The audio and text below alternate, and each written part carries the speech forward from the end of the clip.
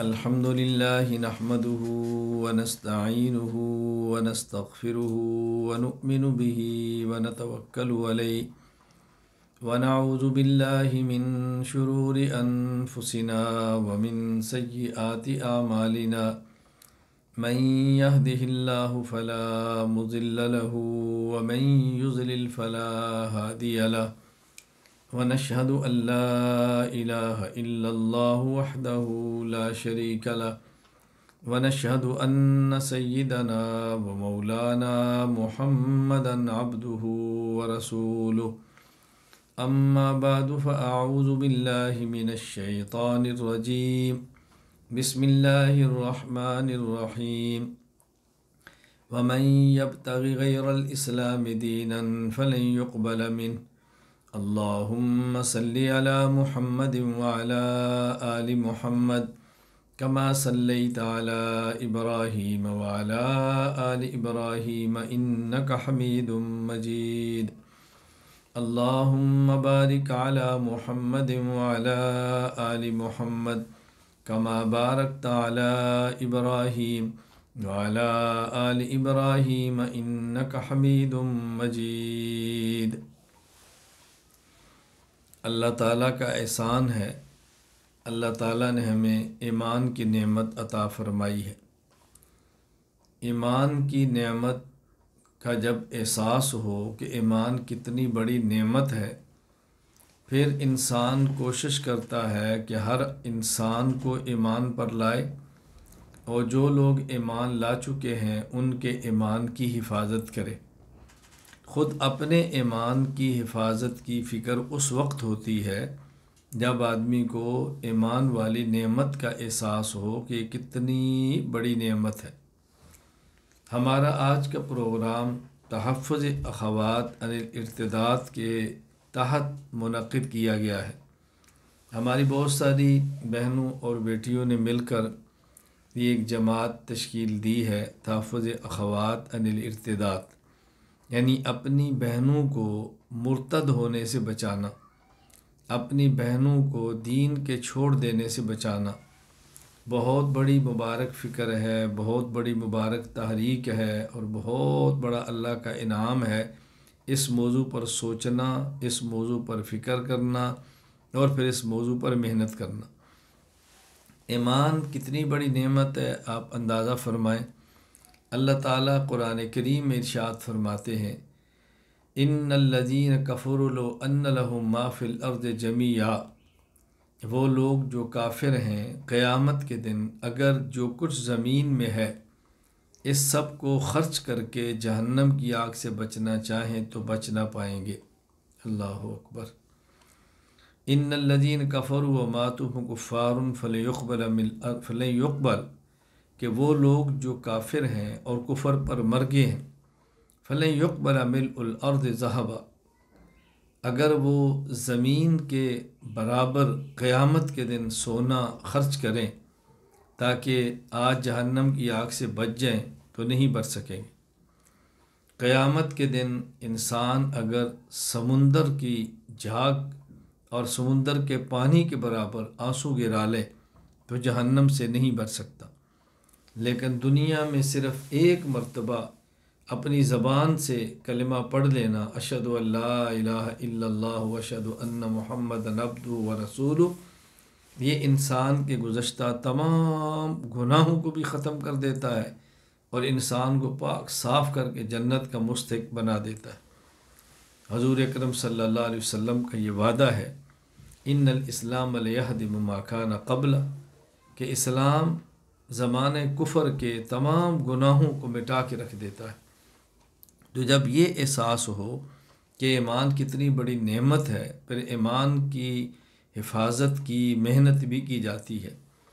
آپ یقین فرما لیں، اگر دنیا میں کسی شخص کے پاس کھانے کے لیے ایک لقمہ نہ ہو، پینے کے لیے ایک گھونٹ پانی کا نہ ہو، پہننے کے لیے ایک چیتھڑا کپڑے کا نہ ہو، اور رہنے کے لیے ایک مکان جھونپڑی جیسا بھی نہ ہو، اور ایمان پر موت آ جائے، اللہ کی قسم یہ انسان کامیاب ہے، خوش قسمت ہے، نیک بخت ہے۔ اور اگر کسی شخص کو 7 بر اعظموں کی حکومت مل جائے اور بغیر ایمان کے دنیا سے چلا جائے تو اللہ کی قسم یہ شخص ناکام اور نامراد ہے۔ قرآن کریم میں اللہ تعالیٰ فرماتے ہیں فمن زحزح عن النار وادخل الجنت فقد فاز، جس شخص کو جہنم کی آگ سے بچا لیا گیا اور اس کو جنت میں داخل کر دیا گیا تو یہ شخص یقیناً کامیاب ہوگا۔ اور قرآن کریم میں اللہ تعالیٰ فرماتے ہیں والعصر ان الانسان لفی خسر الا الذین آمنوا وعملوا الصالحات، قسم ہے زمانہ کی کہ وہی انسان کامیاب ہوتا ہے جو مومن ہو، وہی کامیاب ہوتا ہے جو نیک اعمال کرتا ہو۔ یہاں اللہ تعالیٰ نے والعصر کہہ کر زمانے کی قسم اٹھائی ہے۔ یہ ضابطہ یاد رکھ لیں کہ عربی زبان میں جب قسم اٹھائی جاتی ہے تو بسا اوقات قسم جواب قسم کے لیے دلیل ہوتی ہے، یعنی قسم اٹھا کے جو قسم کے بعد بات کی جاتی ہے، قسم کے بعد والی بات دعویٰ ہوتا ہے اور یہ قسم اس پہ دلیل بنتی ہے۔ یہاں دیکھیں والعصر یہ قسم ہے، ان الانسان لفی خسر الا الذین آمنوا وعملوا الصالحات، یہ قسم کے بعد کا جملہ ہے۔ تو قسم کے بعد کا جملہ یہ دعویٰ ہے۔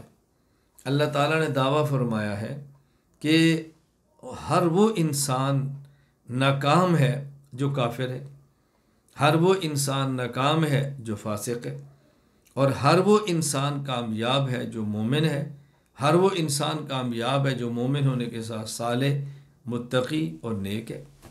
اس پہ دلیل فرمائی والعصر، قسم ہے انسانی تاریخ، انسانی زمانے کی، یعنی آدم علیہ السلام سے لے کر قرآن کریم تلاوت کرنے والے فرد تک جو انسانی تاریخ ہے، جو ہیومن ہسٹری ہے، یہ اس بات پہ گواہ ہے کہ وہی کامیاب ہوا ہے جو مومن تھا اور وہی ناکام ہوا ہے جو کافر تھا۔ یہ پچھلی ہسٹری اس بات پہ دلیل ہے۔ کتنے لوگ آئے جن کے پاس بہت بڑی حکومت تھی، کتنے لوگ آئے جن کے پاس بہت بڑی طاقت تھی، کتنے لوگ آئے کہ جن کے خزانوں کی چابیاں کئی جانور اٹھاتے تھے، کتنے لوگ آئے کہ جو اپنی دولت کا شمار بھی نہیں کر سکتے تھے، اور کتنے آئے جو خدائی کا دعویٰ کرتے رہے لیکن مر گئے، مٹ گئے، فنا ہو گئے، کوئی چیز ان کے کام نہ آ سکی۔ اگر کسی انسان کے پاس دنیا میں مال بھی ہو، اگر کسی انسان کے پاس دنیا میں دولت بھی ہو اور ایمان کی نعمت سے محروم ہو تو اللہ تعالیٰ قرآن کریم میں فرماتے ہیں فلا یعجب اللہ اکبر، اللہ تعالیٰ قرآن کریم میں فرماتے ہیں کہ یہ وہ لوگ جو کافر ہیں اور اللہ نے ان کو مال اور دولت دی ہے، ان کے مال اور دولت کی وجہ سے آپ کو تعجب نہیں ہونا چاہیے۔ انما یرید اللہ لیعذبہم بہا، اللہ تعالیٰ نے یہ مال اور دولت دیا ہے اور ایمان ان کے پاس نہیں ہے تو مال اور دولت سے مقصود ان کے دنیا اور آخرت میں عذاب کا اضافہ کرنا ہے، یہ کوئی ان کے لیے نعمت نہیں ہے، یہ ان کے لیے کوئی اچھی چیز نہیں ہے، یہ مزید ان کے لیے وبال اور خسارے کا سبب ہو۔ بسا اوقات انسان کو دنیا میں دولت ملتی ہے، دنیا میں بظاہر عزت ملتی ہے، بظاہر جاہ و جلال ملتا ہے، بظاہر اولاد ملتی ہے، اور انسان ان سب چیزوں کی وجہ سے ایسا دھوکے میں پڑ جاتا ہے کہ اللہ کی ذات سے غافل ہوتا ہے اور کفر بکنا شروع کرتا ہے، ایمانیات کو خیر آباد کے دیتا ہے، اللہ کے رسول پیغمبر سے اپنا رخ موڑ لیتا ہے، تو یہ انسان ہمیشہ کے لیے تباہ و برباد ہوتا ہے اور ناکام ہو جاتا ہے۔ تو سب سے پہلے یہ سمجھنا ضروری ہے ایمان کتنی بڑی نعمت ہے۔ آپ یقین فرمائیں اگر میں یہ کہوں کہ اللہ کے خزانے میں سب سے قیمتی چیز ایمان ہے تو یہ میری بات بے جا نہیں ہوگی، یہ میری بات غلط نہیں ہوگی۔ ایمان بہت بڑی نعمت ہے۔ دنیا کی زندگی موت تک ہے اور آخرت کی زندگی موت کے بعد شروع ہوگی۔ دنیا میں جتنی بھی لمبی زندگی ہو آخر وہ محدود مدت ہے، وہ ایک اس کی حد ہے، ایک اس کی لیمٹ ہے۔ کوئی انسان کتنے سال جی سکتا ہے؟ ابھی تو اس امت کی اوسط عمر ہی 60 سے 70 سال ہے، اور اگر کوئی زیادہ بھی جیے تو کتنا جیے گا؟ ہمارے ہاں آج کے دور میں کسی خاندان میں اگر کوئی 80 سال 85 سال کا بوڑھا ہو تو یہ شمار کیا جاتا ہے کہ اس کی بہت بڑی عمر ہے، اس نے بڑی لمبی عمر پائی ہے، اس نے 80 سال کی عمر پائی ہے۔ اور 100 سال کا ہو وہ تو تعجب کو چھو لیتا ہے کہ بہت بڑی اس کی عمر ہے، اس نے اپنے پوتے پوتیاں دیکھے، اس نے اپنے نواسے نواسیاں دیکھے، اس نے پڑ پوتے پڑ پوتیاں دیکھیں، اس نے پڑ نواسے اور پڑ نواسیاں دیکھی ہیں، بہت بڑی اس کی عمر ہے۔ اور عمر کتنی ہے؟ 100 سال۔ 100 سال بتائیں کیا عمر ہے؟ پل جھپکنے کے برابر بھی محسوس نہیں ہوگا۔ انسان کے پاس اگر ایمان نہیں ہے اور جہان کی نعمتیں موجود ہیں تو حدیث پاک میں آتا ہے قیامت کے دن ایسے شخص کو جس نے دنیا میں کوئی دکھ نہیں دیکھا ہوگا، دنیا میں کوئی تکلیف نہیں دیکھی ہوگی، ہمیشہ دنیا اس نے خوش و خرم گزاری، ہمیشہ خوشیوں کے ساتھ گزاری، جب موت کے بعد ایسے شخص کو اللہ ملائکہ کے ذریعے ایک بار جہنم میں بھیجیں گے، جہنم کا غوطہ نگلوا کر پوچھیں گے اس بندے سے پوچھو کیا اس نے دنیا میں کوئی راحت دیکھی ہے، کوئی خوشی دیکھی ہے؟ تو یہ کہے گا میں نے کبھی خوشی نہیں دیکھی، کبھی میں نے راحت نہیں دیکھی۔ اور اسی شخص کو اگر کسی ایسے شخص کو کہ جس کے پاس دنیا میں کچھ نہیں، پوری زندگی مصائب میں گزاری، تکالیف میں گزاری، دکھوں میں گزاری، فقر و فاقہ میں گزاری، اللہ تعالیٰ اس کو جنت کا ایک جھونکا دیں گے، جنت میں ایک مرتبہ داخل کریں گے، فرمائیں گے ملائکہ سے پوچھو کبھی اس نے کوئی دکھ اور غم دیکھا ہے؟ وہ کہے گا میں نے دنیا میں کوئی غم نہیں دیکھا۔ تو دنیا کے سارے دکھ اور غم ان کو ختم کرنے کے لیے جنت کی ہوا کا ایک جھونکا کافی ہے، اور دنیا کی ساری خوشیوں کو ختم کرنے کے لیے جہنم کا 1 سیکنڈ کا دھواں اور 1 سیکنڈ کی آگ ہی کافی ہے۔ بتاؤ ہماری دنیا اور ہماری اس جوانی، اس دولت، اس کی حیثیت کیا ہے، اس کی حقیقت کیا ہے؟ دنیا میں سب سے بڑی نعمت وہ ایک ایمان کی نعمت ہے۔ اللہ تعالیٰ اس ایمان کی نعمت کو سمجھانے کے لیے انسانوں میں سب سے معزز، مکرم، معظم، مقرب، برگزیدہ بندے انبیاء علیہ السلام کو بھیجتے ہیں کہ جاؤ ان کو بتاؤ ایمان کیا ہے، جاؤ ان کو بتاؤ کہ ایمان کیا ہے۔ نبی پوری زندگی لگا دیتا ہے اس امت کے فرد فرد کو ایمان سمجھانے کے لیے۔ اس کے لیے پیغمبر کو کبھی دکھ کاٹنے پڑتے ہیں، مصائب جھیلنے پڑتے ہیں، گھر سے بے گھر ہونا پڑتا ہے، اپنی زندگی سے ہاتھ دھونے پڑتے ہیں، اپنا ملک چھوڑنا پڑتا ہے۔ لیکن چونکہ پیغمبر سمجھتے ہیں ایمان کیا ہے اور ایمان کے ساتھ مرنے والی زندگی کیسی اچھی ہے اور کفر کیا ہے، اور کفر کے اوپر خاتمہ ہو تو اس کے بعد کی زندگی کتنی گندی ہے، پیغمبر چونکہ ان باتوں کو سمجھتے ہیں اس لیے پیغمبر اس کے لیے محنت کرتے ہیں، انتھک محنت کرتے ہیں۔ اور نبی دن کو محنت کرتے ہیں، دروازوں پہ دستک دیتے ہیں اور التماس کرتے ہیں، گزارش کرتے ہیں، دکھ و درد کے ساتھ امت کو بات سمجھاتے ہیں، اور سامنے سے امت پیغمبر کو پتھر مارتی ہے، زخمی کرتی ہے، نادانی کی وجہ سے نبی کو دکھ دیتی ہے، لیکن پیغمبر اللہ کی ذات پہ بھروسہ پڑ کے کھڑا ہے، اور ان کی جنت اور جہنم کو دیکھتے ہوئے پیغمبر سر دھڑ کی بازی لگا دیتا ہے کہ کوئی شخص بھی بغیر ایمان سے دنیا میں نہ جائے، کوئی شخص بھی کفر پہ اس کو موت نہ آئے، نبی کی فکر ہے۔ تو آج وہ لوگ جن کے پاس پیغمبر کا دین ہے، جن کے پاس رسول اللہ صلی اللہ علیہ وسلم والی فکر ہے، جن کے پاس نبی پاک صلی اللہ علیہ وسلم والی سوچ ہے، جن کے پاس پیغمبر کا دکھ و درد ہے، آج اس کو بھی یہ فکر ہے کہ کیسے دنیا کلمہ ایمان کو قبول کر لے، دنیا کیسے کلمہ شہادت کو پڑھ لے، دنیا کیسے اللہ کی ذات کو مان لے، اللہ کے پیغمبر کو مان لے، موت کے بعد کی زندگی کو مان لے، قیامت کو مان لے، آخرت کو مان لے اور سرخرو ہو جائے۔ ان کا اڑنا بھی یہ ہے، ان کا بچھونا بھی یہ ہے، ان کی فکر بھی یہ ہے، ان کا دکھ اور درد بھی ہے۔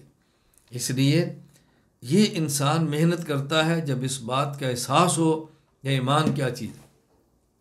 دنیا میں کسی بھی چیز پہ اپنے مال کو خرچ کرنا، اپنے وقت کو خرچ کرنا، اپنے خاندان سے جدائیاں برداشت کرنا اس وقت آسان ہوتا ہے کہ جب انسان کو یہ پتہ ہو کہ جس پر میں محنت کر رہا ہوں یہ چیز کتنی قیمتی ہے، اس کو حاصل کرنے سے مجھے کیا ملے گا، اس کو حاصل کرنے کا مجھے فائدہ کیا ہوگا، اگر یہ مجھے مل گئی یا کسی میرے تعلق والے یا بغیر تعلق والے انسان کو مل گئی، اس پر اس کو کیا ملے گا، پھر بہت آسان۔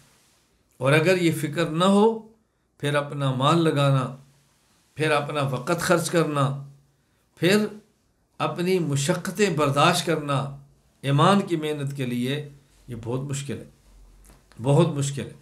اللہ تعالیٰ مجھے اور آپ کو ایمان کی نعمت کی قدر کی توفیق عطا فرمائے۔ اللہ تعالیٰ ہمیں ایمان کو سمجھنے کی توفیق عطا فرمائے۔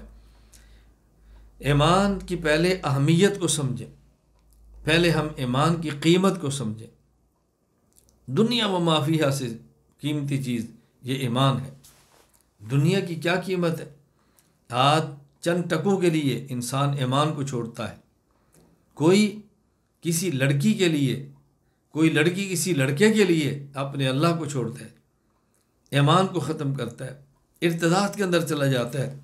اپنی جوانی کے چند ساعات اور مختصر سی زندگی میں اپنی خواہشات کی تکمیل کے لیے انسان کتنی بڑی نعمت سے محروم ہو جاتا ہے۔ اللہ اکبر! ایمان کی نعمت سے محرومی اور اللہ کے دیدار سے محرومی، اللہ کی بنائی ہوئی جنت سے محرومی، کتنی بڑی محرومی میں انسان چلا جاتا ہے۔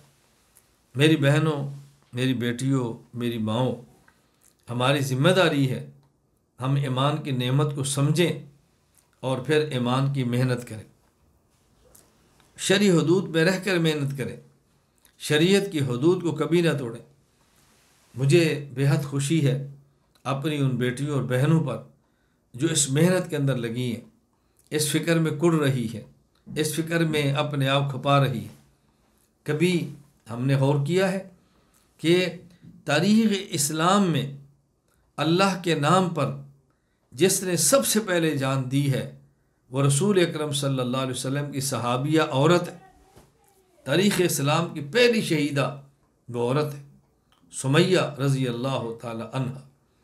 ایمان کی قیمت سمجھ آ گئی، ایمان کی نعمت سمجھ آ گئی، اس خاتون نے اپنا سب کچھ لٹا دیا ہے۔ اللہ اکبر!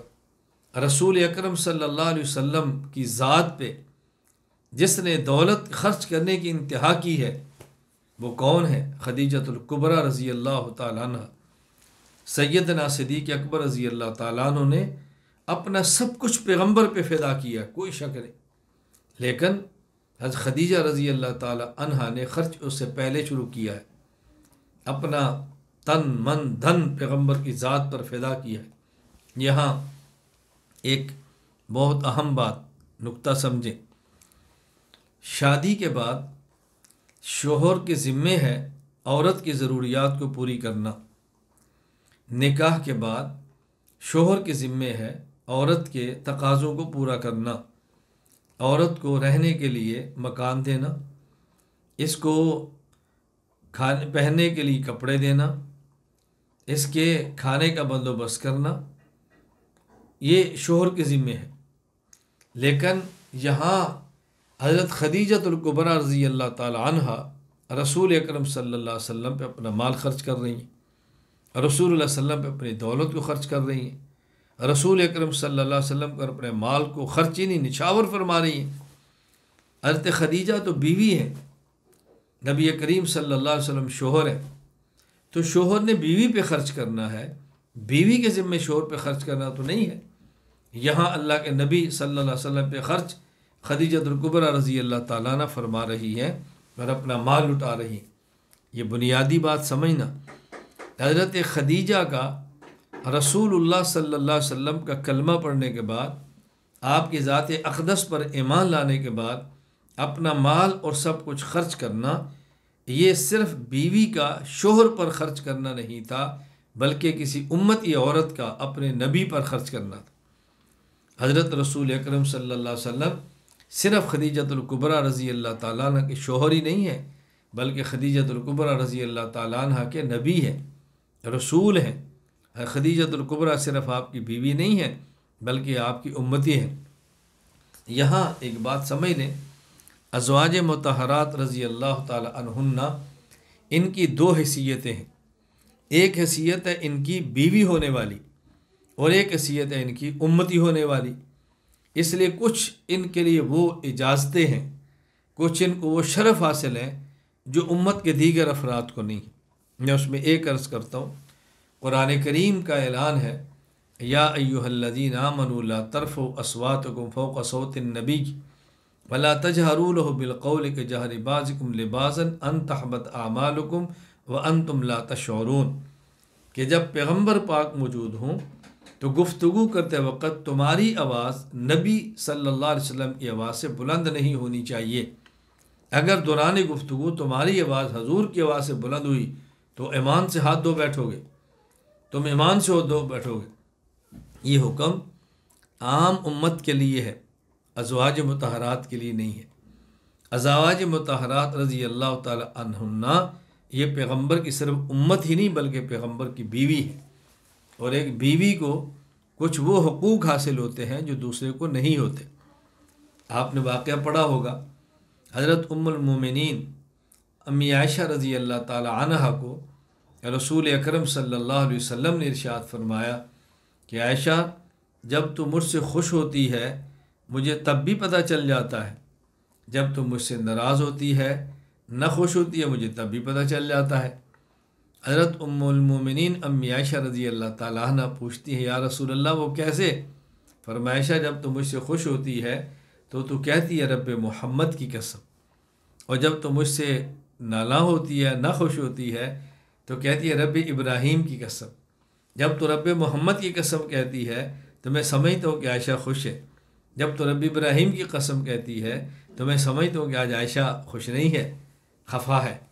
اب دیکھو امتی کو کیا حق حاصل ہے کہ پیغمبر سے نہ خوش ہو، لیکن عائشہ تو رسول اکرم صلی اللہ علیہ وسلم کی بیوی ہیں، آپ کی زوجہ مطہرہ ہیں، تبھی ایسی بات فرما رہی۔ سورۃ التحریم کا شان نزول آپ دیکھیں، یہ کس موقع پر سورت مبارکہ نازل ہوئی ہے۔ خیر، میں اس وقت اس عنوان پہ گفتگو نہیں کر رہا، درمیان میں بات آ گئی۔ میں سمجھانا ہی چاہتا ہوں کہ ایمان پر لانے کی محنت اور ایمان بچانے کی محنت یہ تبھی ہوتی ہے کہ جب انسان کو ایمان کی قدر ہو، ایمان کی نعمت محسوس ہو۔ اور یہاں دو باتیں یاد رکھ لیں، ایک ہے امت کے افراد کو ایمان پہ لانا، اور ایک ہے امت کے افراد کا ایمان بچانا۔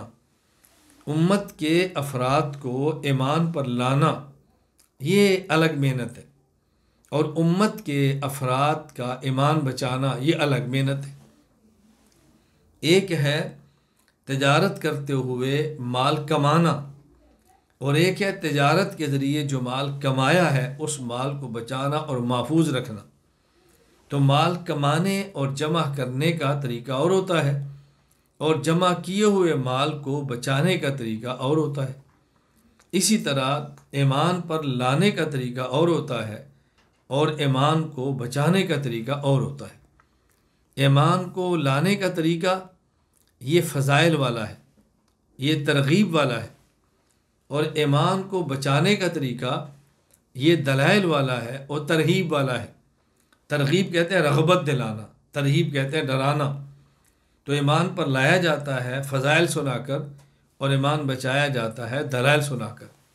اس لیے جو ہماری مائیں بہنیں بیٹیاں یہ محنت فرما رہی ہیں تو ان کو چاہیے فضائل بھی یاد کریں، اور ان کو چاہیے کہ دلائل بھی یاد کریں۔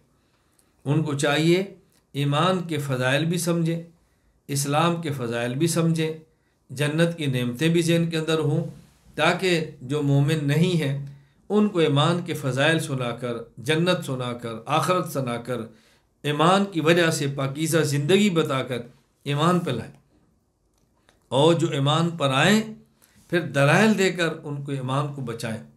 دلائل دے کر ان کے عقیدے کو بچائیں۔ ایمان کی محنت کا دام ہے عقیدے کا تحفظ۔ آپ تحفظ ایمان کہہ لیں یا تحفظ عقائد کہہ لیں، یہ جتنی بھی اسلام میں محنتیں ہیں اس میں سب سے اہم ترین اور بنیادی محنت وہ ایمان کی محنت ہے، وہ عقیدے کی محنت ہے، کیونکہ جنت میں جانے کی بنیاد ایمان ہے اور ڈائریکٹ جانے کی بنیاد ایمان کے ساتھ اعمال صالحہ ہے، یہ بات یاد رکھنا۔ اور جہنم میں جانے کی بنیاد اللہ کی نافرمانی ہے اور ہمیشہ رہنے کی بنیاد کفر ہے، اور اگر مومن ہے چلا گیا اللہ اپنے کرم سے اس کو جہنم سے نکال کر جنت میں داخل فرما دیں گے۔ تو ایک ہے ایمان پہ لانا اور ایک ہے ایمان پہ آنے والے شخص کے ایمان کو بچانا۔ میں اس پر ایک واقعہ سناتا ہوں تاکہ بات سمجھ آئے۔ بات سمجھیں، ایک شخص کسی بادشاہ کا وزیر تھا، وہ مسلمان تھا، اس کا ایک دوست تھا اور عیسائی تھا۔ اس نے عیسائی دوست کو دعوت دی کہ تم کلمہ پڑھو اور مسلمان ہو جاؤ۔ اس نے کہا میں اگر کلمہ پڑھ کے مسلمان ہو گیا تو میرا ایک مسئلہ ہے کہ میں شراب کا عادی ہوں، میں شراب نہیں چھوڑ سکتا، تو پھر کیا بنے گا؟ مسلمان دوست نے کہا کہ میں وزیر ہوں، میرے اختیارات ہیں، تم کلمہ پڑھ لو، اس کے بعد اس پر بھی غور کر لیں گے۔ عیسائی نے کلمہ پڑھا، مسلمان ہو گیا۔ اب دیکھیں اس نے اس کو ایمان پہ لایا اور طریقے پر، بھئی کلمہ پڑھ لو، جنت میں جاؤ گے، آخرت بن جائے گی، مسلمانوں کے صفوں میں شامل ہو جاؤ گے، ترغیب دی، کلمہ پڑھ لیا۔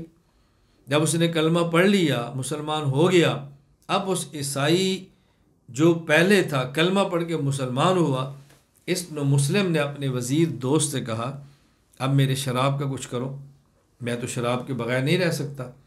اس وزیر مسلمان نے کہا اب تم شراب نہیں پی سکتے۔ اس نے کہا کیوں؟ اس نے کہا اگر تم ایمان پہ رہتے ہوئے شراب پیو گے تو تمہیں کوڑے ماروں گا، میں وزیر ہوں، میرے پاس اختیارات ہیں، طاقت ہے، اور اگر تم نے اب ایمان کو چھوڑ دیا تو میں تمہیں مرتد ہونے کی سزا دے کر قتل کر دوں گا۔ اس نے کہا یہ کیا؟ اس نے کہا اب ہم نے تمہارے ایمان کو بچانا ہے۔ تو دیکھو ایمان پہ لانے کا طریقہ اور ہے اور ایمان کو بچانے کا طریقہ اور ہے۔ یہاں میں ایک بات کی وضاحت کر دوں، قرآن کریم میں اللہ رب العزت فرماتے ہیں لا اکراہ فی الدین، دین میں سختی نہیں ہے، دین میں جبر نہیں ہے۔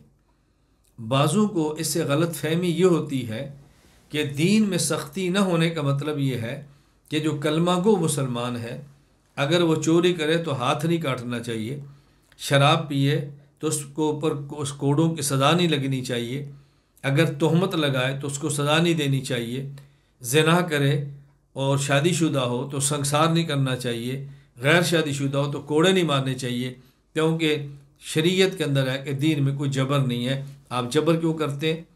نماز پہ سختی نہیں کرنی چاہیے، زکوٰۃ پہ سختی نہیں کرنی چاہیے، حکومت وقت کو بھی نہیں کرنی چاہیے۔ قرآن کہتا ہے لا اکراہ فی الدین، یہ بات سمجھ لیجئے۔ لا اکراہ فی الدین کا معنی یہ ہے کہ لا اکراہ فی قبول الدین، دین قبول کرنے کے اندر کوئی اکراہ نہیں ہے۔ جس نے کلمہ پڑھنا ہے اس نے اپنے شوق سے پڑھنا ہے، تلوار کی وجہ سے نہیں پڑھنا، مرضی سے پڑھنا ہے۔ لیکن جب کلمہ پڑھ لیا اب احکام شریعت پر عمل کرانا ہے، یہ جبر اور ہے، یہ اکراہ اور ہے، یہ سختی اور ہے۔ ایک ہے مسلمان ہونا، تو کسی شخص کو مسلمان جبرن نہیں کر سکتے، لیکن جو کلمہ پڑھ لے اب اس کو شریعت سے نکلنے کی کوئی اجازت نہیں ہے۔ تو مرتد کی سزا قتل ہے، مرتد کو گرفتار کیا جائے، اس کو مہلت دی جائے، اس کو دین سمجھایا جائے، اس کے باوجود بھی نہ سمجھے تو حکومت وقت کا کام ہے مرتد کو قتل کرے۔ یہ عوام کے ذمہ نہیں ہے کہ اپنے ہاتھ میں قانون لیں اور جو بھی مرتد ہو آپ اس کو گولی مار دینا، یہ عوام کا کام نہیں ہے، جیسے احتیاط برتنی ہے۔ تو میں عرض کر رہا تھا کہ لا اکراہ فی الدین کا معنی سمجھیں، غلط فہمی کے اندر کبھی نہیں رہنا کہ شریعت میں سختی نہیں، آپ سخت، ہم کون ہوتے سختی کرنے والے؟ قرآن کہتا ہے یا ایھا الذین آمنوا ادخلوا فی السلم کافہ، اے لوگو جو ایمان لائے ہو اب تمہارے ذمے ہے کہ ظاہری طور پر بھی مکمل اسلام قبول کرو، یعنی تم نے عقیدہ ایمان والا ہے، تم نے دل سے اللہ کو مان لیا ہے، اپنے بدن پر اللہ کے حکام کو نافذ کرو۔ اور ایک جگہ پر ہے یا ایھا الذین آمنوا آمنو، اے لوگو جو ایمان لے آئے ہو، اب تم نے ایمان پر ثابت قدم بھی رہنا ہے، ایمان پر برقرار بھی رہنا ہے، تم نے ایمان کو چھوڑنا نہیں ہے۔ اللہ اکبر، تم نے ایمان کو چھوڑنا نہیں ہے، اب ایمان پر قائم رہو اور ایمان پر ڈٹ جاؤ۔ پھر دیکھو اللہ کی مدد کیسے اترتی ہے، فرشتے کیسے اترتے ہیں، ملائکہ آسمان سے تمہاری مدد پر اتریں گے۔ تو ہم نے غیر مسلم کو ایمان پر لانا ہے، اور جو ایمان پر آ چکے اس کا ایمان بچانا ہے۔ یہ کام مردوں نے بھی کرنا ہے، یہ کام خواتین نے بھی کرنا ہے، بس حدود شریعت میں رہ کے کرنا ہے، حدود شریعت میں رہ کے کرنا ہے۔ میں اپنی ماں اور بہنوں بیٹیوں سے گزارش کروں گا، اگر آپ اس بات کا اہتمام کر لیں، ایسا شخص جو عالم ہو، ایسا شخص جو صالح ہو، ایسا شخص جو اکابرین امت کا باعتماد ہو، اور آپ کا مزاج ان سے ملتا ہو، رابطہ ان سے ہو سکتا ہو، آپ ان سے اپنا اصلاحی تعلق قائم کریں، بیعت کے سلسلہ قائم کریں، والدین سے پوچھ کر کریں، اور ان سے علمی رہنمائی لیں، اور زندگی پھر ان کے ساتھ علمی رہنمائی لیتے گزاریں، تو انشاءاللہ جہاں ہم دوسروں کے ایمان کی حفاظت کا ذریعہ بنیں گے، وہاں اپنے ایمان کی حفاظت کا ذریعہ ہوگا۔ اور سب سے اہم چیز ہے اپنے ایمان کی حفاظت۔ قرآن کہتا ہے یا ایھا الذین آمنوا قوا انفسکم واہلیکم نارا، اے ایمان والو سب سے پہلے اپنی فکر کرو، خود کو جہنم کی آگ سے بچاؤ، اپنے اہل و عیال کو جہنم کی آگ سے بچاؤ، پھر دوسروں کی بات کرو، پہلے اپنی فکر کرو۔ ہم نے اپنے ایمان کی فکر کرنی ہے۔ جب بار بار ایمان کی بات کریں گے، بار بار عقیدے کی بات کریں گے، بار بار ایمان کا تذکرہ کریں گے، ایمانیات کا تذکرہ کریں گے، انشاءاللہ ایمان محفوظ ہوگا۔ اللہ تعالیٰ مجھے اور آپ سب کو عمل کرنے کی توفیق عطا فرمائے۔ اللہ تعالیٰ مجھ سے بھی راضی ہو جائے، اللہ آپ سے بھی راضی ہو جائے۔ ہماری جن بیٹیوں نے، بچیوں نے اس اجتماع کا اہتمام کیا ہے، اللہ تعالیٰ ان سب کو اپنی شان کے مطابق اجر عطا فرمائے۔ وآخر دعوانا ان الحمد للہ رب العالمین، الحمد للہ رب العالمین، والصلاة والسلام علی رسولہ وعلی آلہ وصحابہ اجمعین۔ ربنا آتنا فی الدنیا حسنۃ وفی الآخرۃ حسنۃ وقنا عذاب النار۔ ربنا ظلمنا انفسنا وان لم تغفر لنا وترحمنا لنکونن من الخاسرین۔ اللہم انک عفو تحب العفو فاعف عنا۔ اے اللہ تو ہمارے ایمان کی حفاظت فرما، اے اللہ تو ہمارے ایمان کی حفاظت فرما، اے اللہ تو ہمارے ایمان کی حفاظت فرما۔ اے اللہ جو ایمان پر نہیں ہے ان کو ایمان کی توفیق عطا فرما۔ اللہ جن کو تو نے ایمان کی توفیق دی ہے ان کا ایمان محفوظ فرما۔ اللہ اس مبارک محنت کے لیے ہمیں قبول فرما، ہماری ان بیٹیوں کو قبول فرما، ہماری ماؤں کو قبول فرما، ہماری بہنوں کو قبول فرما۔ یا اللہ ہمارے خاندان کو قبول فرما، اے اللہ ہماری آئندہ آنے والی نسلوں کو قبول فرما۔ اے اللہ ہم سے اور ہمارے نسلوں سے دین کی مقبول خدمت لے لے، اللہ دین کی مقبول خدمت لے لے۔ اللہ ہمیں گناہوں سے محفوظ فرما، اپنی نافرمانی سے بچا، اللہ اپنی بغاوت سے بچا، اے اللہ دین محمدی سے دور ہونے سے بچا۔ اللہم ارنا الحق حقا وارزقنا اتباعہ وارنا الباطل باطلا وارزقنا اجتنابہ۔ اے اللہ ہمیں حق کا حق ہونا بتا دے، حق کا حق ہونا دکھا دے، اللہ اتباع حق کو ہمارا رزق بنا دے۔ اے اللہ باطل کا باطل ہونا ہمیں دکھا دے اور اجتناب باطل کو ہمارا رزق بنا دے۔ اللہ اہل حق کے ساتھ وابستہ فرما، اے اللہ اہل باطل سے محفوظ فرما۔ اے اللہ ایمان کی نعمت عطا فرمائی، کفر سے بچا لے، شرک سے بچا لے۔ اللہ سنت کی نعمت دی، بدعت سے بچا لے۔ اللہ صحت کی نعمت دی ہے، بیماری سے بچا لے۔ اے اللہ عزت کی نعمت دی ہے، ذلت سے بچا لے۔ اللہ مال کی نعمت دے کر فخر سے بچا لے۔ اللہ حق کی نعمت دی ہے، اے اللہ تو باطل سے بچا لے۔ ہدایت کی نعمت دی ہے، ضلالت سے بچا لے۔ اے اللہ ہماری ان دعاؤں کو اپنے پیارے حبیب صلی اللہ علیہ وسلم کے صدقہ قبول فرما لے۔ اے اللہ ہماری مائیں بہنیں بیٹیاں جو آج اس بیان کے اندر موجود ہیں، اے اللہ تو ان کے دامن کو خوشیوں سے بھر دے، اللہ تو ان کی حاجات کو پورا فرما دے، اللہ ان کو عافیت والی زندگی عطا فرما دے، اللہ ان کی عزت کی حفاظت فرما، اے اللہ ان کو شرم و حیا والی زندگی عطا فرما، یا اللہ شرم و حیا والی زندگی عطا فرما، اے اللہ دین کی مقبول خدمت کے لیے ان کو قبول فرما لے، اے اللہ ہمارا خاتمہ ایمان پر فرما دے، قبر کے عذاب سے محفوظ فرما لے، اے اللہ قیامت کے دن اپنا دیدار نصیب فرما دے، اپنے عرش کا سایہ نصیب فرما دے، اپنے پیارے حبیب صلی اللہ علیہ وسلم کی شفاعت نصیب فرما دے، اللہ بغیر حساب کی جنت میں داخلہ عطا فرما دے۔ اللہم انا نسألک من خیر ما سألک منہ نبیک و عبدک محمد صلی اللہ علیہ وسلم، ونعوذ بک من شر ما استعاذ منہ نبیک و عبدک محمد صلی اللہ علیہ وسلم، وانت المستعان وعلیک البلاغ ولا حول ولا قوة الا باللہ العلی العظیم، وصلی اللہ تعالی علی رسول خیر خلقہ محمد وعلی آلہ وصحابہ اجمعین، آمین برحمتک۔